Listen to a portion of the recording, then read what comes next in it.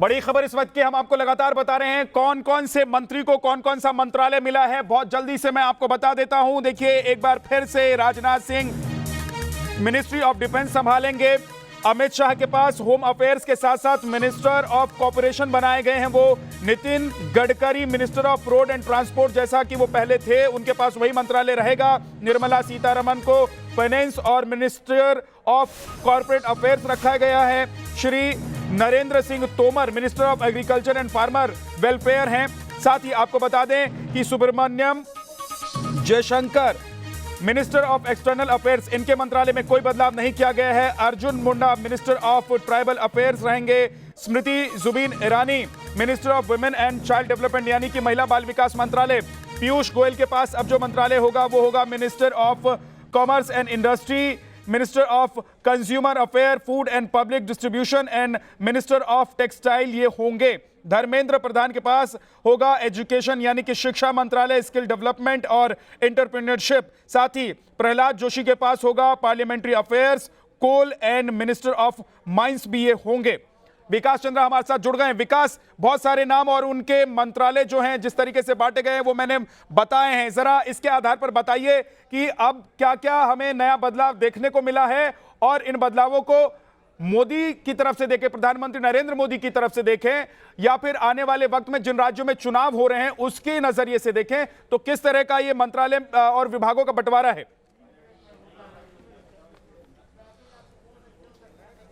जी देखिए, जो अटकलें थी अब खत्म हो गई। अब लिस्ट पूरी तरीके से सामने है। आप देखें कि जो 2-3 वरिष्ठ मंत्रियों को ड्रॉप किया गया वो मंत्रालय कहाँ गया है।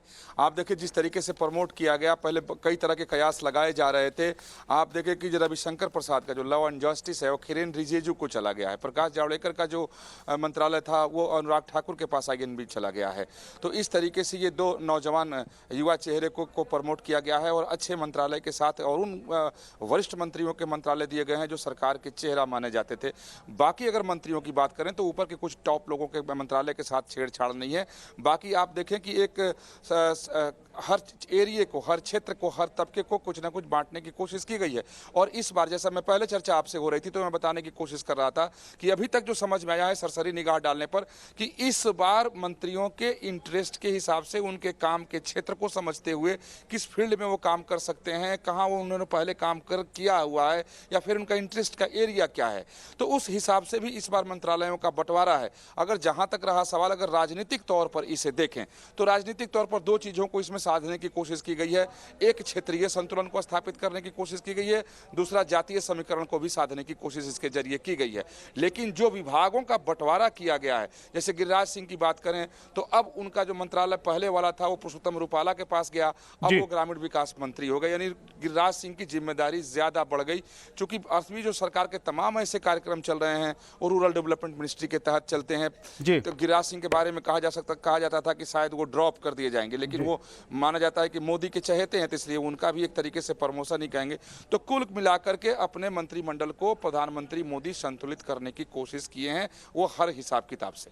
ठीक है विकास, आप हमारे साथ बने रहिए। जरा अपने दर्शकों को एक बार फिर से बता देते हैं, और स्क्रीन पर आप लगातार देख रहे हैं जिन मंत्रियों को जो मंत्रालय दिया गया है या जो विभाग बांटा गया है, प्रभार दिया गया है, वो हम आपको बता रहे हैं। देखिए, कैबिनेट मंत्री हैं अश्विनी वैष्णव, इनके ऊपर बड़ी जिम्मेदारी रेलवे की, आईटी मंत्रालय की, ये बड़ी जिम्मेदारियां इनको दी गई हैं और ऐसा माना जाता है कि ये पहले से ही काफी सक्रिय रहे हैं और कई ऐसे इनिशिएटिव्स रहे हैं जिसमें इनकी भूमिका रही है। और साथ ही आपको बता दें कि पुरुषोत्तम रूपाला, इनको डेयरी और फिशरी मंत्रालय दिया गया है। मधुरेंद्र हमारे साथ जुड़े हैं। मधुरेंद्र, एक बात तो यह हुई कि मंत्रालयों का बंटवारा हो गया है, किस मंत्री को क्या मंत्रालय दिया गया है ये तो अब सामने आ चुका है, लेकिन बात यह है कि किसकी जिम्मेदारी बढ़ गई है और किसकी जिम्मेदारी को थोड़ा सा कम कर दिया गया है, यानी कि किसका रिपोर्ट कार्ड पहले के मुकाबले थोड़ा सा खराब रहा है और उसको थोड़ा सा डिमोशन दिया गया है, हटाया भले ही ना गया हो। देखिए मंत्रिमंडल के विस्तार के समुची जो रूपरेखा है उसमें आप देखिए कि जिनका परफॉर्मेंस खराब था उन्हें सीधे बाहर का रास्ता दिखा गया है और उसके बाद एक नए मंत्रिमंडल का चेहरा आपके सामने है। जो परफॉर्मिंग बेस्ट मिनिस्टर्स हैं उनमें कोई बदलाव नहीं किया गया है। खासतौर पे आप देखिए तो राजनाथ सिंह के मंत्रालय को नहीं छेड़ा गया है, अमित शाह के मंत्रालय को नहीं छेड़ा गया है, उसी तरह आप देखिए निर्मला सीतारमण के मंत्रालय को नहीं छेड़ा गया है।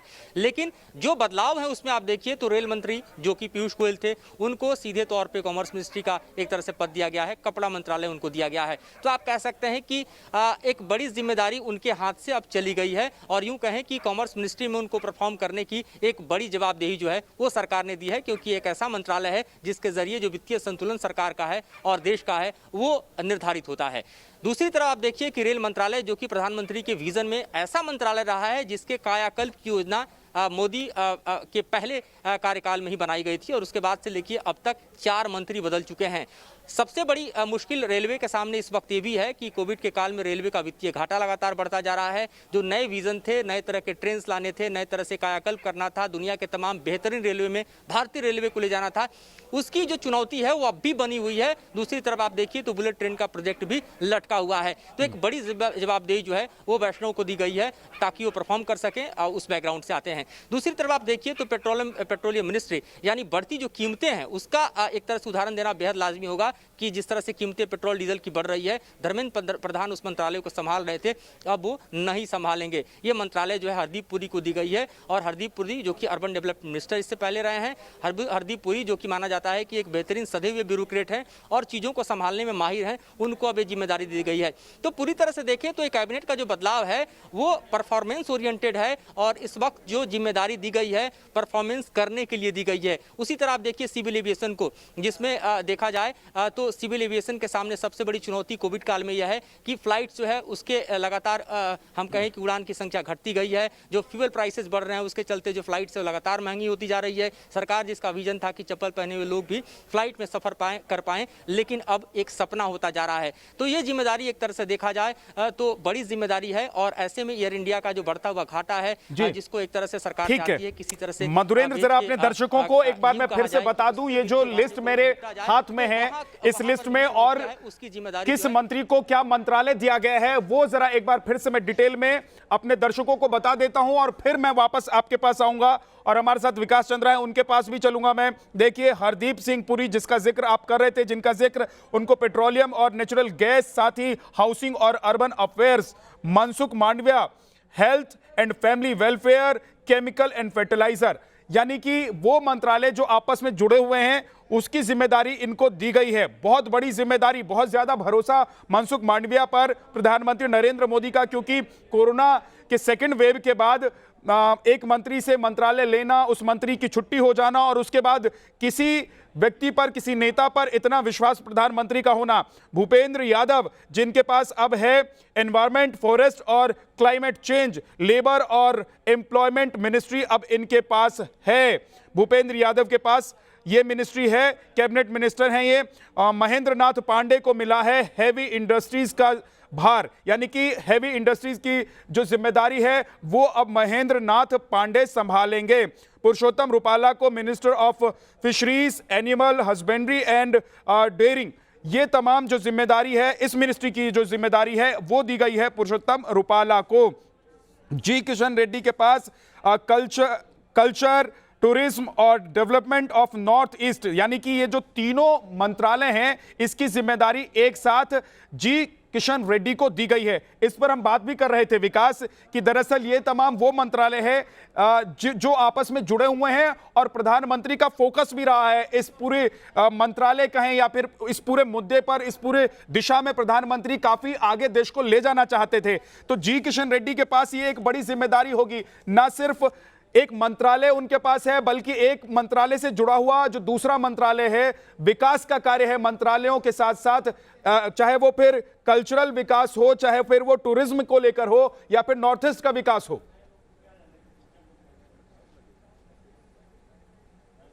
जी देखिए, इस बार जो प्रधानमंत्री नरेंद्र मोदी ने अपने मंत्रिमंडल का विस्तार ही नहीं किया है, पूरे मंत्रिमंडल के स्वरूप को बदल दिया है। आप देखें कि ऊपर के 2-5 लोगों के अगर छोड़ दें तो बाकी लोगों के मंत्रालय को या तो बदला गया है या फिर नए तरीके से उसको अरेंज किया गया है। जैसा मैं पहले आपसे बातचीत हो रही थी तो मैं बताने की कोशिश कर रहा था कि इस बार प्रधानमंत्री का जो होमवर्क है वो चौतरफा होमवर्क है। वो जिस व्यक्ति को जिम्मेदारी सौंपने जा रहे थे तो उसके हर चीज़, हालांकि उनकी आदत है, वो इस बात को स्वीकारते भी हैं कि उनके पर्सनल लैपटॉप में हर व्यक्ति व्यक्ति के बारे में उसकी पूरी जानकारी रहती है कि उनकी कमजोरी क्या है, उनका इंटरेस्ट क्या है, उनकी क्षमता क्या है, वो किस क्षेत्र में काम कर सकते हैं, कितनी जिम्मेदारी उन्हें सौंपी जा सकती है। तो इस बार जो एक चुनौती के बाद जब प्रधानमंत्री ने अपने मंत्रिमंडल का स्वरूप बदला है, उस बदले हुए इस मंत्रिमंडल के स्वरूप में उन्होंने इस चीज को सुनिश्चित करने की कोशिश की है कि अब जिसे जिम्मेदारी दी जा रही है वो कम से कम कसौटी पर खरा उतरे। आप देखिए कोरोना काल में जो स्थिति निपट के आई, पूरे देश भर में लोगों का जो गुस्सा सरकार के खिलाफ निकल के सामने आया, लोगों में इस बात का गम भी था कि केंद्र सरकार ने उनके लिए कुछ नहीं किया, हालांकि सरकार की दलील अलग थी। तो एक उस गुस्से को कम करने के लिए, स्थिति को सामान्य करने के लिए और सक्षम लोगों को और ऊर्जावान लोगों को चीजें सौंपी गई हैं ताकि वो अब आगे जो देश के सामने उन्होंने टीम रखी है तो वो भरोसा हो सके कि अब ये टीम बेहतर तरीके से काम कर सकेगा। यही वजह है कि जो जुड़े हुए मंत्रालय हैं उनको एक साथ क्लब करके देने की कोशिश की गई है ताकि कोई एक मंत्रालय से दूसरे मंत्रालय के काम काज में कहीं कोई बाधा ना आए, क्योंकि इस तरीके की बाधा में तमाम काम मंत्रालयों के लटके पड़े होते हैं कि एक मंत्रालय ने अप्रूव कर दिया और दूसरे मंत्रालय में वो जाकर लटक जाता है। तो क्लब करने की कोशिश की गई है, जोड़ा बनाने की कोशिश की गई ताकि एक ही मंत्री रहे और वहीं से विकास के कार्य होते रहें। ठीक है मधुरेंद्र, एमओएस इंडिपेंडेंट चार्ज की अगर हम बात करें तो राव इंद्रजीत सिंह को ministry of state independent charge बनाया गया है। स्टैटिस्टिक्स और प्रोग्राम का साथ ही उनको दिया गया है planning and ministry of corporate affairs. तो ये तमाम जिम्मेदारियां उनके ऊपर होंगी और इंडिपेंडेंट चार्ज होगा। बिल्कुल, इंडिपेंडेंट चार्ज के जो मंत्री होंगे उनकी जिम्मेदारियां भी कम नहीं है, बल्कि उनके अनुभव के आधार पर ये जिम्मेदारी दी गई है। इसमें हम देख रहे हैं इस फहरिस्त में तमाम नाम शामिल हैं। सबसे बड़ी बात यह है कि सरकार का जो फोकस है इस वक्त तो दो चीज़ों को लेकर सबसे ज़्यादा है। एक तो देखा जाए तो जाहिर तौर पर आगामी होने वाले जो विधानसभा के 5 राज्यों के चुनाव हैं, जिसमें राजनीतिक समीकरण को ठीक करने की कोशिश की गई है, जातीय समीकरण को ठीक करने की कोशिश की गई है, और इसके अलावा सबसे बड़ी जरूरत है सरकार के परफॉर्मेंस को बेहतर बनाना, जिसके लिए जिन चेहरों से जनता को नाराजगी थी उन चेहरों को सीधे सीधे दरकिनार कर दिया गया है, या जिन चेहरों से खास तौर पे परफॉर्मेंस को लेकर प्रधानमंत्री को नाराजगी थी उन्हें भी चलता कर दिया गया है। और साफ तौर पर देखा जाए कि जो समूचा रिसफलिंग में दिखाई दे रहा है वो स्पष्ट तौर पर जो चीजें दिख रही है कि अब जो जिम्मेदारी दी गई है उस पर परफॉर्मेंस सबसे ज्यादा एक तरह से देखा जाए तो प्रायोरिटी में रखा गया है। प्रधानमंत्री की प्राथमिकता इसी बात को लेकर है, क्योंकि जब ये समूचा रिसफल है उसको प्लान करने के बाद प्रधानमंत्री जब बैठक कर रहे थे और खास तौर पर मंत्रालयों की समीक्षा कर रहे थे तो उसमें इसी बात पर सबसे ज्यादा जोर दिया जा रहा था पावर प्रेजेंटेशन के दौरान कि क्या बदला आपने, आखिरकार इस मंत्रालय में आपने किया क्या, आपको जो टारगेट दिया गया था उस टारगेट पर आप कितने खरे उतरे। अगर आप नॉन परफॉर्मेंस वाले हैं तो फिर आपको यहां रहने के लिए कोई जगह नहीं है, चाहे आप कितने भी भारी भड़कम पार्टी के नेता हों या चाहे कितने भी बड़े आप एस्टेब्लिश फेस हो जनता के बीच में। हालांकि इस नाम में आप देखिए तो प्रकाश जावड़ेकर की बात करें या फिर आप देखिए रविशंकर प्रसाद की बात करें, और जहां तक जिक्र विकास जी भी कर रहे थे स्वास्थ्य मंत्री की, जिनके खिलाफ सबसे ज्यादा गुस्सा सरकार को ऐसा लगता था कि है, खास तौर पर कोविड-2 में जो समूचा फेलियर जो है उसका ठीकरा उनके सर पर फूटना लाजमी था, तो वो भी हुआ। डॉक्टर हर्षवर्धन को भी पार्टी ने साइड कर दिया। और निशंक की बात करें तो जो नई शिक्षा नीति है और खास तौर पे जो एजुकेशन का जो समूचा मॉडल है जिसको चाहती थी सरकार, मोदी सरकार की इंप्लीमेंट किया जाए, उसमें भी जो देरी हो रही थी, हालांकि स्वास्थ्य कारण हवाला दिया गया, उसके चलते डॉक्टर निशंक को भी किनारा कर दिया गया। तो एक तरह से देखा जाए तो जो लंबी फहरिस्त 12 मंत्रियों को दिखाई दे रही है जिसको बाहर का रास्ता दिखाया गया, ये तमाम ऐसे लोग थे जिनके परफॉर्मेंस को लेकर सवाल लगातार सामने आ रहे थे। उससे आगे बढ़कर हमने देखा मधुरेंद्र, अब उससे आगे बढ़कर जो जिम्मेदारी, नई जिम्मेदारी जिन मंत्रियों को दी गई है, जिन नेताओं को दी गई है, उनको भी बहुत ध्यान से और बहुत सोच समझकर, ऐसा लग रहा है कि बहुत लंबा होमवर्क किया गया है।